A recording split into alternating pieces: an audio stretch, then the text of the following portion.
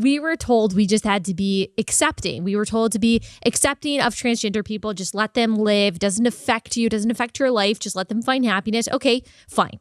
But now we are being told that unless we allow grown men to share a bathroom with our 5 and 6-year-old girls, then we're bigots. Then we're wrong for that. How dare you bring up any prospect of abuse? How dare you bring up the idea of pedophilia? It's perfectly normal for a man who just a couple years ago identified as a man, and then a couple years after, or a year after that, identified as non-binary, and now is dressing up as a woman and coming to school and saying, oh yeah, I'm a woman, and I'm writing an open letter demanding that you allow me not just to share the faculty bathrooms with the female teachers, but the bathrooms of 5 and 6-year-old little girls. And you have to do that, or else you're transphobic, or else you are bigots.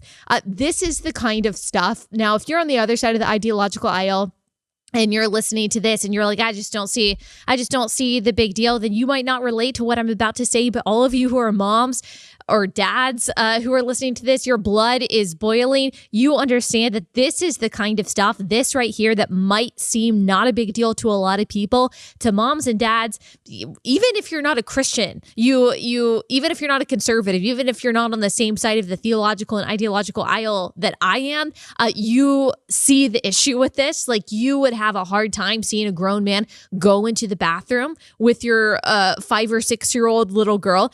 So if you are not in that position, like if you're not a parent yet, or you just don't understand my social position on this, you might not get what I'm about to say, but this is the stuff that revolutions are made of. Now, you might think I'm making a big deal of this, but the right to parental rights, parental consent, parental rights, guardianship, whatever it is, the connection that a parent has with their child, this instinctive, innate drive that all of us have who are parents to protect our children, to keep them away from harm, to keep them away from predators, is so strong that things like this truly cause political upheaval.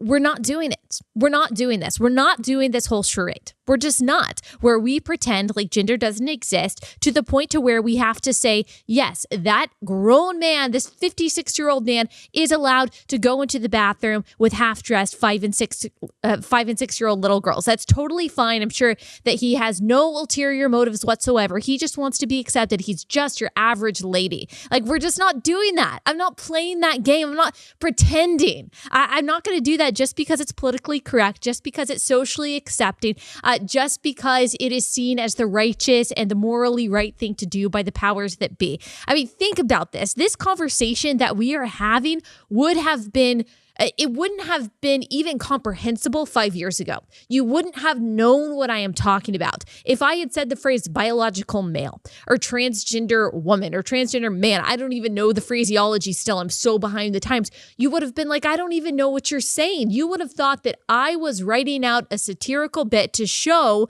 the insane end or the most extreme end to the LGBT movement. You would have said, yo, you're just an extremist.